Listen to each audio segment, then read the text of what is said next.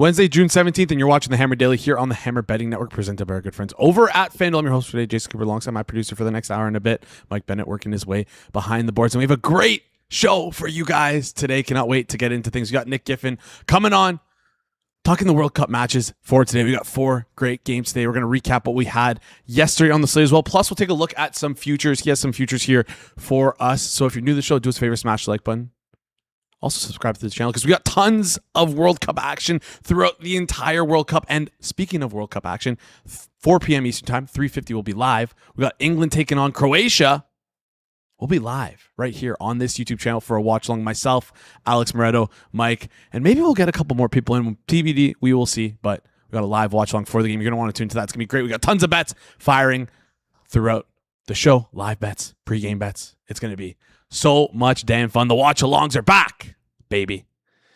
And yes, Joseph, I see you. You're here to ensure that there is no Bo Jackson slander. Don't worry, we're not talking any NFL today, but we will start with some college football because I wanted to talk about this yesterday, but we had a limited show with with our extravaganza. By the way, if you haven't checked out our golf betting, U.S. Open golf betting extravaganza, be sure to check that out after the show. Branden Sorsby was the lead story of the day yesterday because after he was declared ineligible to play in the NCAA for placing 9,000 bets, he was then reinstated and suspended. Well, now he's like, no. I don't want to play college football anymore. I don't want that $5 million that I got in NIL money. I want to go into the NFL draft, the NFL supplemental draft. People were wondering if this is a good move for him. I'm going to say it probably is. And how the supplemental draft works, it's a very interesting format. This is probably the best player to ever enter the supplemental draft. I think that's fair to say, from my knowledge, at least within the last 30 years. I don't know who was entering the supplemental draft before that, but how it works, it's going to be a silent auction format. All 32 teams, reverse order of the standings last year, will have balls respective of where they are in the standings. So last place team, 32, second last, 31. And they'll then pick the draft order from there. And then after that, they bid a draft pick in a silent auction style to see who they get. Very, very interesting stuff. Chris Carter. Sorry. Again, how long ago was that? You can't blame me for not knowing stuff before I was born. Can't blame me for that. In this past 2 decades, Branden Sorsby is incredible. So anyways, supplemental draft. Now the question is, John Smith, I see you. What round pick would you give up for Sorsby? It depends on the team. It depends on your team. I saw that he was getting some day 3 grades for this year's draft. I saw somebody mention on Twitter that he might be worth a 3rd round pick. It all depends where your team is right now. If you're probably finishing in the bottom 5 next year and you have a top 5 pick, I don't think you should use a 2nd round pick on Branden Sorsby. But if you think you'll be stuck in the middle and you're unsure about your current quarterback situation, I think you should probably be considering a 2nd round pick. I really do. Depends where the Steelers finish. If the Steelers think that they're going to be good this year, I don't think it'd be crazy to punt a 2nd round pick on them, on Branden Sorsby. What we'll probably see, though, is a 3rd round pick. And I think anything less than a 3rd round pick is a little crazy. Imagine the LA Rams, by the way. The Rams used the 1st round pick, and I'm going back to the Rams, on Ty Simpson. Some people had Branden Sorsby better than Ty Simpson coming into this draft. Rams used the 1st round pick on Ty Simpson. They probably regret that now, knowing that Sorsby's available in the supplemental draft. They probably could have gotten him with the 2nd round pick for sure. I don't even know if they have a 2nd round pick next year, but I mean, if they do, would be good. One thing I will say, one of the biggest things that translates from college to the pro is pressure to sack ratio. He was 2nd last year in pressure to sack ratio. So Sorsby can play. There's some signal that he might be able to play in the NFL. He's a little bit chaotic. He can run, which causes a lot of gravity for an offense. Could be someone fun to take a stab on. We'll see what happens. I think if you are a team that is unsure about your quarterback position, you should definitely be taking a stab at Branden Sorsby. And a 2nd round pick, listen, I always believe the more quarterbacks, the better. I think a 2nd round pick could get it done. He probably goes for a 3rd round pick. That's my prediction. If I were a team, I would use a 2nd. Depends on your situation, though. And you know what? You can check out the Forward Progress YouTube channel because I'm sure they're going to be talking about it all throughout the offseason. They have 32 days.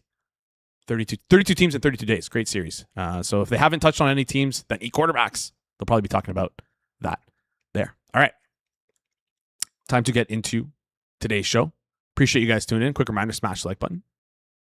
Goes a long way here on the channel. If you're new to the channel as well, hit that subscribe button. We got Nick coming on in just a second. Before we do that, quick reminder on the biggest stage in the world, FanDuel is changing the game because sometimes your player gets subbed off and your bet goes with them. Not anymore with FanDuel Super Sub. If your player is subbed out, your bet stays in. That's right. If your player leaves the match, your bet continues on with the substitute. So you're still in until the final whistle because in matches like these, anything can happen. And now your bet can go the distance. Let there be goals in this summer on FanDuel. One thing I will say for today, if you're going to be betting on Portugal, we'll talk about this with Nick in just a second. Ronaldo might not play the full game. Ronaldo might not play for the full game. So if he gets subbed off and you want to bet Ronaldo to score a goal, guess what? Your bet continues with him if he does not score a goal. So remember that when you're placing your anytime goal scorer bets because you're probably going to want to do it on FanDuel. Let there be goals this summer on FanDuel. Visit FanDuel.com/forward-progress to get started. Must be 21 plus in present. Select states for Kansas, affiliates, Kansas Star Casino, 18 plus in present in DC, Kentucky, or Wyoming. Gambling problem? Call 1-800-GAMBLER, 1-800-MY-RESET. Call 1-888-789-7777. Visit ccpg.org/chat in Connecticut. Visit mdgamblinghelp.org in Maryland. Visit gamblinghelp.org or call 1-800-750-50 for 24/7 support. Massachusetts, call 1-778-HOPE-NY or text HOPE-NY in New York. Call 1-877-770-7867 in Louisiana. Again, if you're going to be betting an anytime goal scorer here at all, and it's going to be on Ronaldo, he might get subbed out. Keep an eye out for that super sub because you're going to want to, don't want to get burned by that. Anyways, let's bring on our first guest for today. He's a predictive analyst over at the Action Network. Huge racing fan, but we're not talking racing today. We're talking some soccer, which I cannot wait for. Nick Giffen. Nick, how's it going, my friend?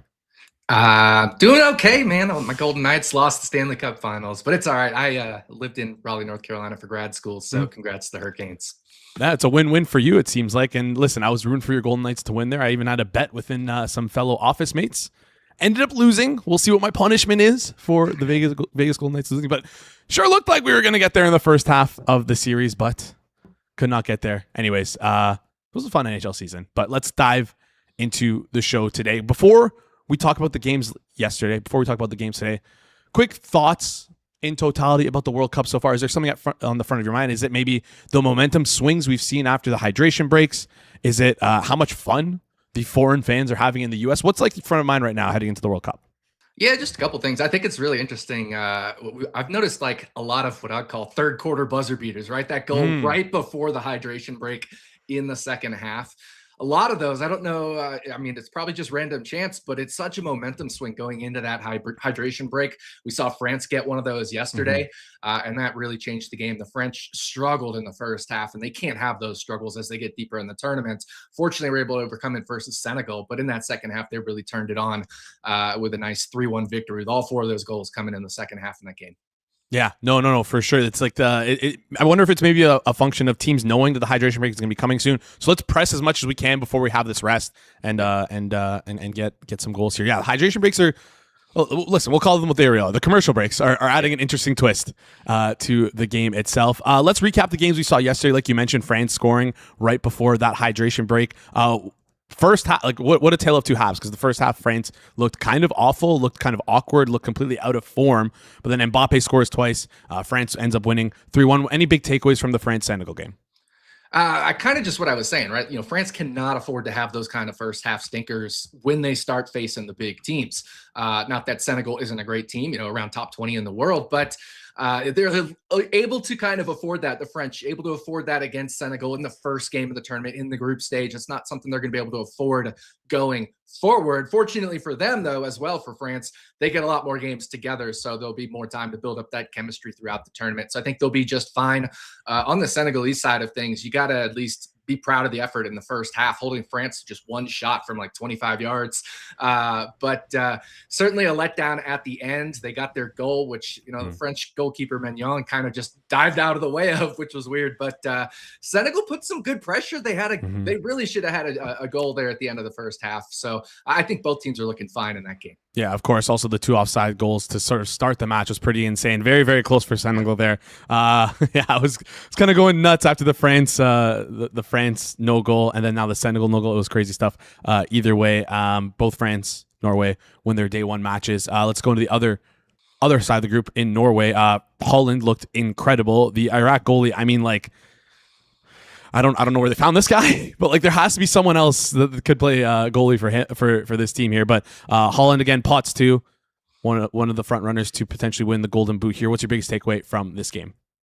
Yeah, I mean, I think it was a kind of a close game for a lot of it. Obviously, Iraq tied it up 1-1 with that nice header goal, but Haaland, yeah, he's just incredible. 2 goals. Norway overall just much stronger than Iraq. They got a little bit lucky with that. The Iraqi goalkeeper just absolutely misplaying that second goal. And then also right at the end, kind of a handball question on that 4th goal, which came right at the death there. So a little bit of questions there in terms of should they have handled Iraq better? But honestly, the Asian Football Confederation has kind of overperformed this whole tournament.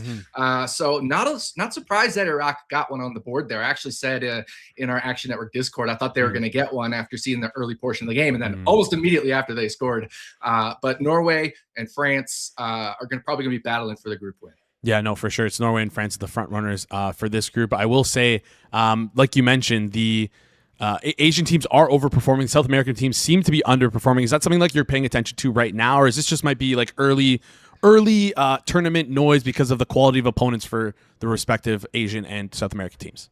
Yeah, I mean, I'm sure some of it is noise, but I do think maybe the Asian Confederation has been a little bit underrated. And kind of in the first half of the group stage so far, I thought UEFA was a little overrated, especially in the UEFA versus Asian Conference Confederation games, I should say. But that kind of evened itself out there with Norway versus Iraq here. And then Iran versus New Zealand, right? That 2-2 game there, you would think Iran would put in a better performance versus New Zealand. So kind of balanced downward for the Asian Confederation at the end there. Although, Jordan again yesterday getting a goal and making things tough on another European team. Yes. Let's before we get into that game, I want to talk about the game that everyone was sort of watching. Argentina, Algeria, Messi with a hat trick. And I'm sure everyone and their mother has already seen the 3-leg parlay of Haaland, Mbappé, Messi to score 2+ goals. Congratulations to those people who ended up hitting it. It's great stuff there. But yeah, Messi scores a hat trick. Is Messi the GOAT? Absolutely the GOAT. And it's kind of crazy to say that the GOAT is playing in Major League Soccer, right? I mean, who would have thought that, a decade ago, two decades ago?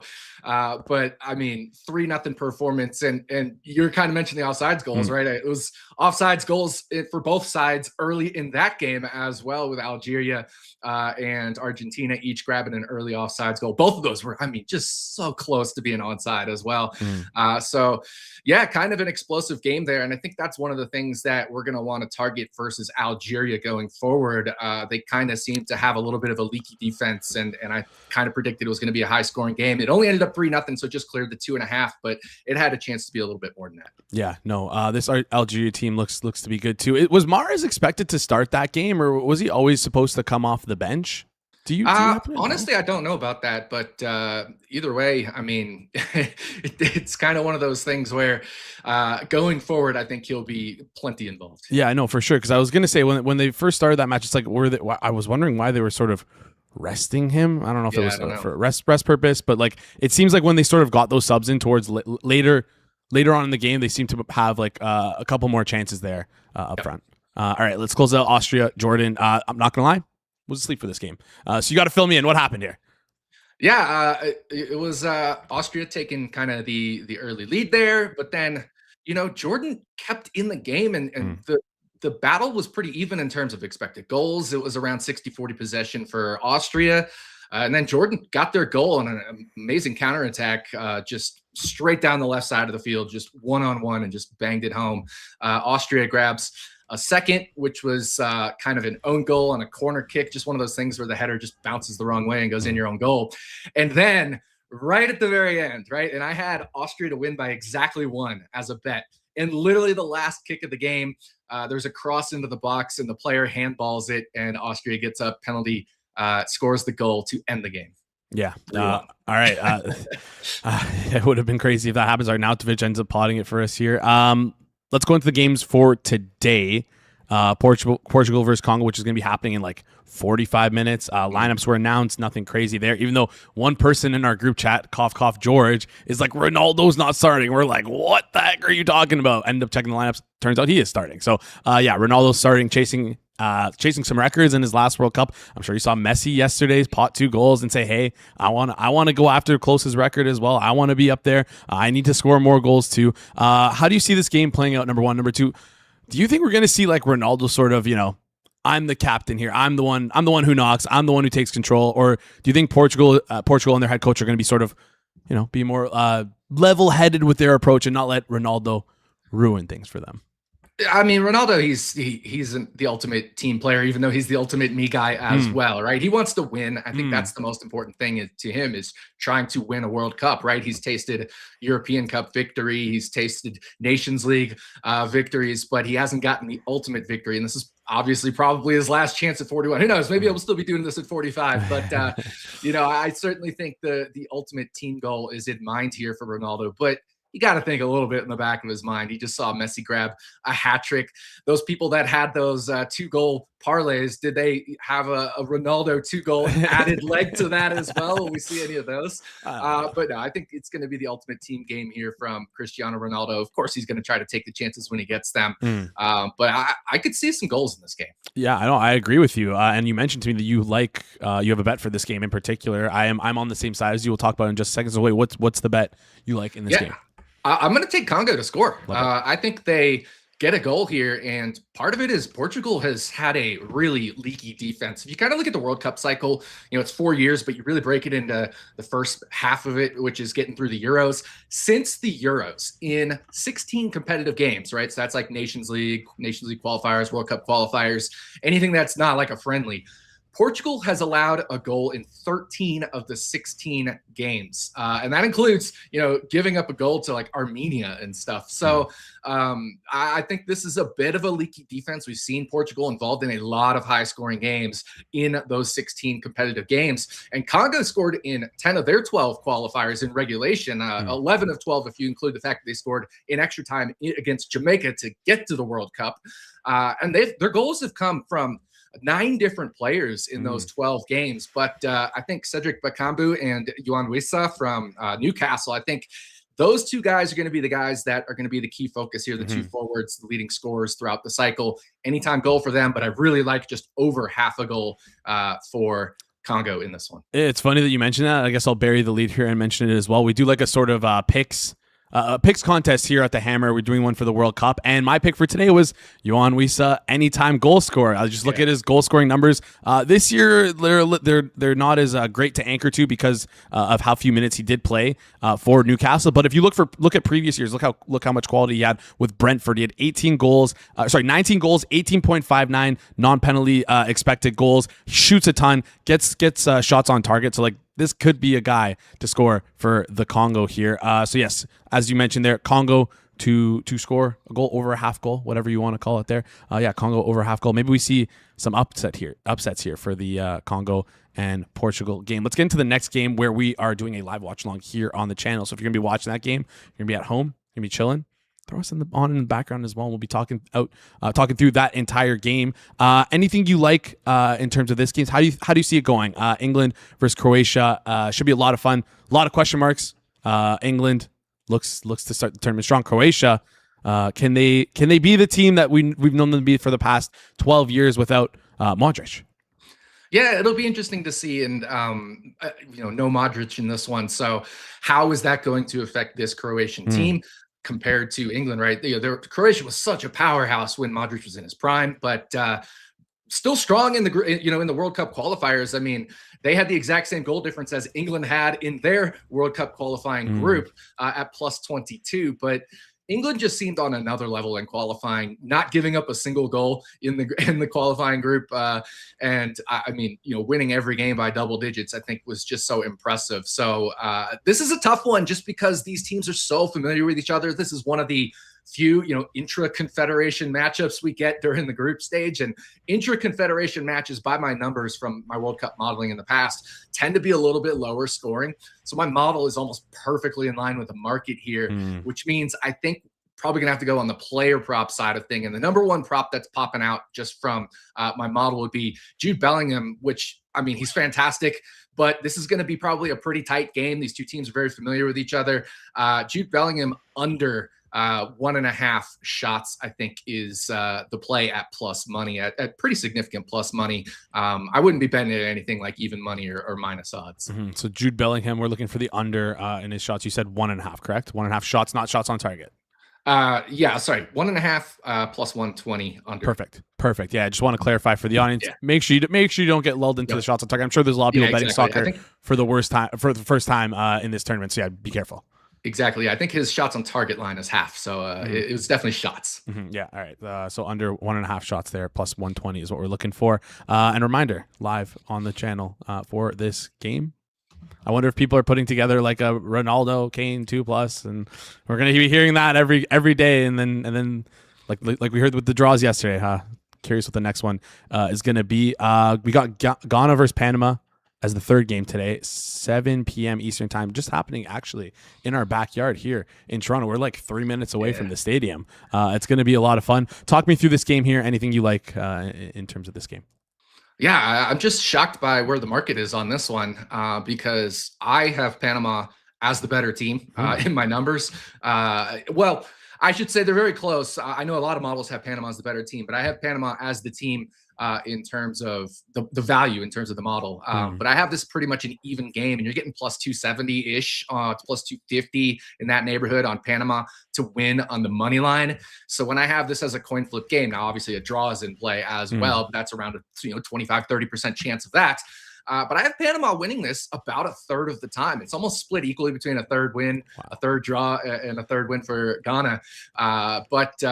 No, I definitely have value on Panama here. And honestly, I like Panama to have a chance to come out of this group. Maybe they pull a point off of Croatia with no Modric, right? So I think this is a spot where this is a huge game because both of these teams know this is like the must-win game for them. And I think Panama is going to bring it. I mean, undefeated in World Cup qualifying. Ghana failed to qualify, of course, for AFCON 2025. So they kind of hit rock bottom there. They've made a little bit of a rise since. So there could be some momentum there. But I think this is a pretty even game. So get me good plus money with Panama on the money line. I love that. Panama on the three-way money line there. Would you also you're looking at the three-way money line, you wouldn't look to attack like the double chance, maybe Panama draw minus 175 or like a tie no bet plus 128?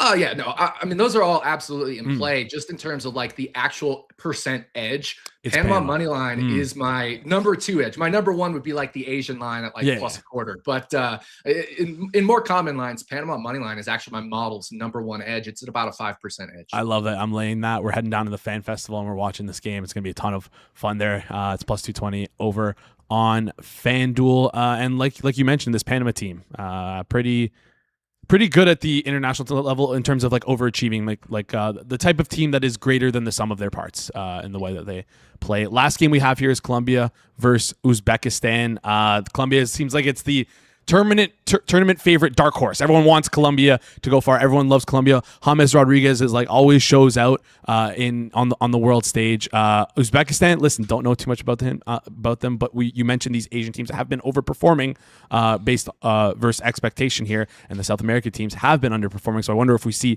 that sort of narrative play out here. Talk me through the Colombia and Uzbekistan game. Yeah, I mean, Colombia obviously coming through a really incredibly difficult CONMEBOL qualifying, finishing third in that, ahead of Brazil. I look at them and I just see how strong. If you look at, right, there are 6 CONMEBOL teams in the World Cup, so 5 others that Colombia would have played, 10 games there. Broke even on goal differential. We're talking about Argentina, right? We're talking about Brazil. Of course, Ecuador is looking really strong. So finished second in the group there in CONMEBOL. So Colombia just threw an absolute gauntlet coming through with even goal differential against probably 5 of the top 25 teams in the world. I think they're really a challenge for Portugal in this group. They're a challenge to go far. It's crazy because the runner-up in this group plays the runner-up in England, Croatia. So, I mean, England, Croatia is such a big game. But Colombia, I think, is just going to roll here. My model's number 1 edge is Colombia to win on the 3-way money line at minus 200, minus 220. Not really, I think most people don't want to lay minus 200, but that's if I had a best bet, it would be that one. I think this one's kind of just a pass for me because other than that, my model is pretty in line with the market. The next best would be Uzbeks under half a goal, meaning getting shut out. All right. Could Uzbekistan getting shut out. You also mentioned you don't only like Colombia in this match. You like them in the futures as well? Yeah, I mean, they're neck and neck with Portugal in my model, and you're getting them plus 220, right, to win Group K. So I obviously I have Portugal favored to win the group, but I think it's, if it's just between the two of them, technically, Congo and Uzbekistan have some percentage chance. But if it was just between the two of them, I'd have about 60-40 for Portugal. And you're getting plus 220 for Colombia here, which is, only around like 30% implied, 31% implied. And I have them around 40% to get through as the number one in the group. So give me Colombia to win Group K. Yeah, Colombia to win Group K plus 220. It's funny because like before the tournament started, I was like keeping an eye on Group K because everybody loved them as like the dark horse, and they almost went down to like plus 170 at one point to win the group. So I'm not sure I wonder what happened to make them sort of come back here a little bit at the plus 220 number. Pretty interesting to see the market work like that. Any other futures you like you want to share with the people before you head out here? Yeah, one last one. I'm going to take Mexico to win Group A. And I know, again, people don't love laying these minus 160s as it is there on FanDuel, but I have them 69% to win the group. So very good edge there at minus 160 odds. The home field advantage is just so big. And I know, the next game isn't at Estadio Azteca, but it's still at altitude, which is still going to help Mexico here because altitude enhances home field advantage. And then they're back at Estadio Azteca for the final group stage game. So just huge home field advantage. I don't think the market is factoring in enough. So give me them minus 160 to win the group A there. That's probably my favorite futures bet for the immediate future. Of course, yeah. Plus, a lot of people it seems like we're sort of down on Mexico after that first game. They didn't look too great, but like I watched that game. They went up early. It seems like they had like a little bit of nerves come into play, especially with how they exited the last World Cup. They wanted to secure that win on home soil in their first match. I love that. Mexico minus 160 to win Group A. Any final thoughts here before you head out, or is that it for you?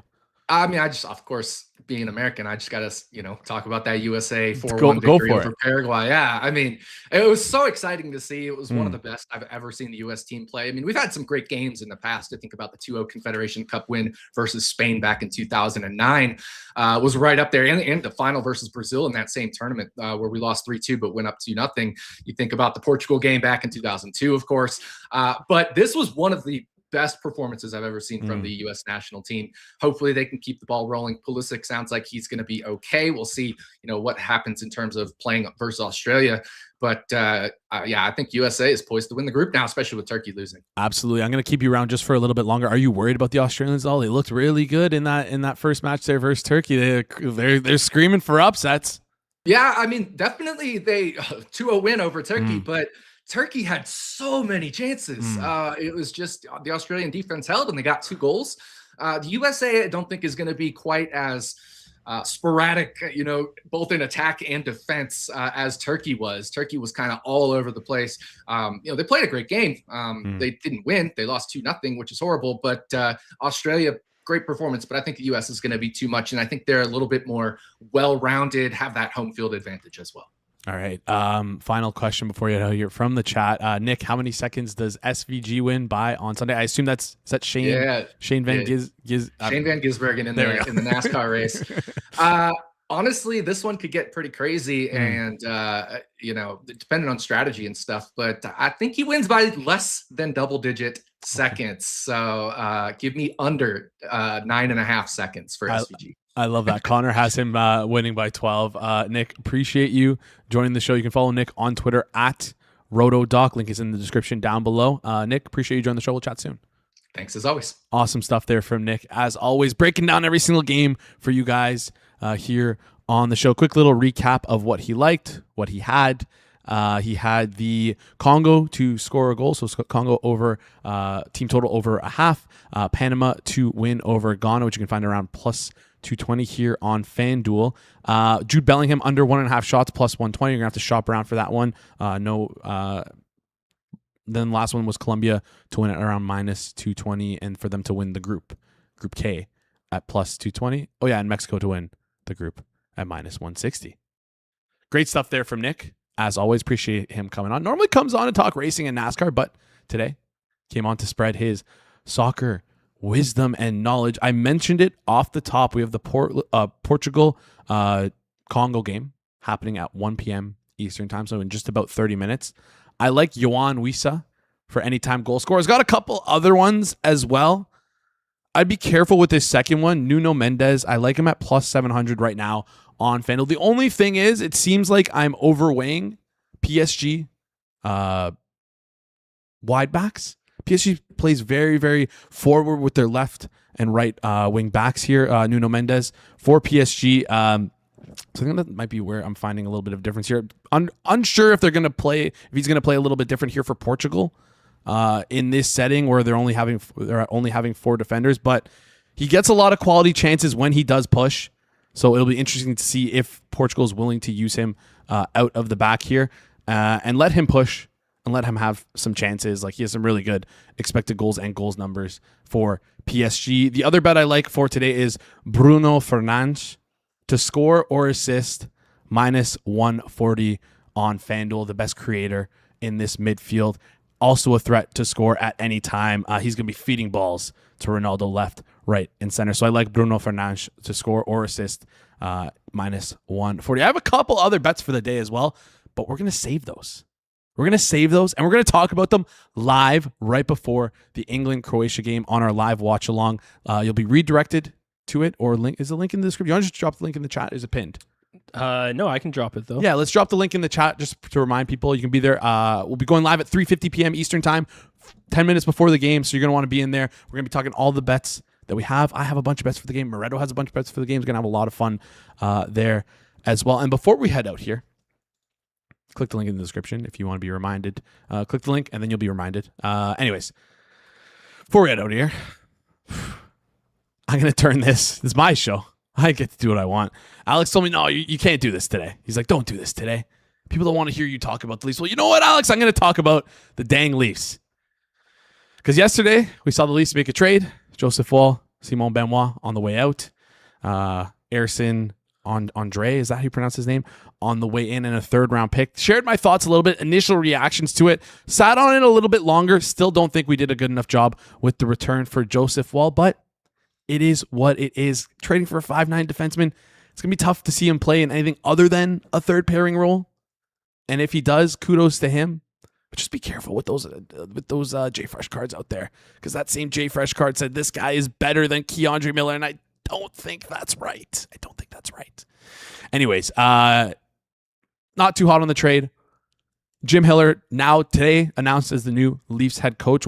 My biggest takeaway from the last 2 days, I'm so dang happy about how tight-lipped this front office is. We haven't heard a peep about either of those things happening. Jim Hiller wasn't even a name mentioned. We heard at least 20 different names linked to the Leafs as to be their new head coach, and Jim Hiller was not one of them. I appreciate that from the front office. We didn't hear a peep about the Wall rumors. People were saying we might move Wall, we might move Stolarz, we might move Hilda, we might move a goalie. That was easy to see if you just look at the roster. We were bound to move a goalie, but not a peep from this front office, and that feels super refreshing when it feels like everything would leak time and time again from this team. Let's talk about Hiller a little bit here. I'm a fan of the hire.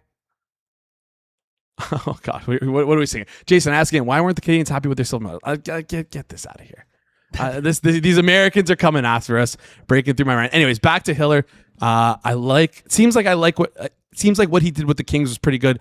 First full season there, top 5 in expected goals for percentage. Number 1 team in terms of expected goals against per 60. He seems like he has good defensive structure. I talked a little bit with Alex, who was a King's head, a Kingiac, whatever you want to call him, throughout the season last year. He hated Jim Hiller, said he played too defensive. But when you look at this LA Kings roster, it feels like he got more out of them than what they should have had. He really squeezed the juice out of this team. The talent's not there. I can see why this team didn't produce a lot of offense. Now, maybe that's Jim Hiller's system. Maybe that's Jim Hiller's is the reason why they weren't producing a lot of offense. But you have Austin Matthews, you have William Nylander, you got Gavin McKinnon now, you have Matthew Nyes, you have John Tavares, you have guys who can score, you have offensive play drivers. Our issue last year was not offense. We were the worst defensive team in the NHL last year. We needed someone who's going to come in and tighten things up defensively. And I think Jim Hiller as a hire is a good coach for that. I think right now we are a better team with Jim Hiller as a head coach than we were yesterday. And I think that's the biggest thing here. A lot of people don't like the move. That's fair. I've been called a hater in our Discord because I didn't like the trade, but I like the Jim Hiller hire. I don't know. You tell me if you think I'm a hater or not. Anyways, Jim Hiller, good hire. I'm happy with it. We'll see where it goes. And I also forgot to mention, he does have a connection with Matthews and Nylander. Was the assistant coach here for the 4 years. 2015 to 2019. 2015 to 2019. Left when Babcock also left. So, yeah, excited for the hire. Onwards and upwards for this team. My favorite thing, though, no leaks. I'm tired of the snakes. They're gone now. I'm happy with it. Anyways, appreciate you guys tuning in. What's up? World Cup picks recap. Oh, I thought I did a recap. No. We had Congo over a half goal. No, like our Hammer World Cup challenge. Oh, yes. Okay. Oh, my God. Yes. So fired up about the watch along, we forgot to do this. Yes, I completely forgot about. Okay. Let's start with the picks for today. We don't need to show the leaderboard. It's fine. Picks for today: Croatia, England under a half goal for Rob, plus 235. Croatia under 3.5 corners for Alex Merdo at minus 138. George taking Colombia minus 1.5 plus 116. I will give credit. George is doing pretty decent in this tournament. Colombia minus 1.5 as well for Goon at plus 116. Goon and George, it seems like they're working together to try and make sure that I don't get first in this contest. I mentioned it here on the show. I have Yoann Wissa. Hopefully I'm pronouncing it right. Plus 480, anytime goal score. What do we have for Jacob? Jacob has Ghana, Panama, under 2.5 cards at plus 192. Croatia, plus a half, minus 110 for Cleve TA. And then finally, Ghana, Panama, draw. Ganesh is taking them at plus 210. We don't. John Smith saying in the chat, why do we need to show the leaderboard? No, we don't need to show the leaderboard. Listen, I went Fosen style and it blew up in my face. And you know what my instant reaction to that was? I got to go to the Discord and I need an absolute banger. Jeremy came out of the woodworks. He said, you know what? Go Tunisia. Or sorry, what was it? Austria and Jordan over 5.5. Austria, Jordan over 5.5 goals. Get the 10-1, get an early lead. And I was like, you know what? That's a great idea. Sleep through the game, wake up and find out if you win tomorrow, or dig yourself into a deeper hole. Well, it turns out I dug myself into a deeper hole. It was close. 4 goals in the game. Jeremy was on the right track. That's why you got to get in our Discord. It's tons of fun. We have the link in the description for the Discord. Scan the QR code on screen right now for the Discord. And yeah, we're going to be talking bets. We've been talking bets all throughout the entire tournament in the Discord, so you're going to want to join it. I can't believe I was forced to show that leaderboard. Pisses me off. Doesn't matter who's in first. All that matters is I'm in last, but it's okay. After Wisa scores, we're going to climb out of this hole and be up units. Yes. It's kind of, I will say it's a little frustrating because like we're only allowed 1 pick a day. And I'm like firing on these goal scorers. I've hit a couple of them. At pretty long odds, plus 500. Do I think they're going to win long term? Probably not, but I'm having a ton of fun with betting these goal scorers. Incredible bets for soccer.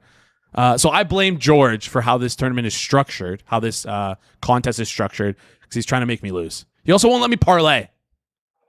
He's not letting me parlay. Don't we think that's kind of bullshit? I think it is. Anyways, appreciate you guys tuning in. Quick reminder. Final time, I promise you. World Cup. Live watch along, 3:50 p.m. Eastern time here on the Hammer HQ YouTube channel. England, Croatia. Going to be an absolute banger. You're gonna wanna join us. You know what, Jordan? 4 goals is close to 6. You know, it's like 2/3 of the way there. Anyways, appreciate you guys tuning in. You know the drill. Smash the like button if you're new to the channel as well. Hit the subscribe button. Also ring that notification bell to be notified whenever we go live, because we're gonna be doing more watch alongs in the future. You might forget about them. Ring that notification bell. And then finally, if you're listening on audio form, rate 5 stars. And if it's on Spotify, leave a comment. You can leave a comment on any episodes that you watch. And then if you're on Apple, I believe you can leave a review. I still haven't checked that. Maybe I'll check that eventually. We'll read the reviews live on air if you do leave a review. So yeah, make sure you do that, and make sure you keep it PG. Rate us 5 stars. Goes a long way for us here on the channel. Yes, Jordan, 5'10" is close to 7 feet. Anyways, appreciate you guys tuning in. This has been the Wednesday, June 17th edition of the Hammer Daily here on the Hammer Betting Network, presented by our good friends over at FanDuel. We will see you guys right here tomorrow.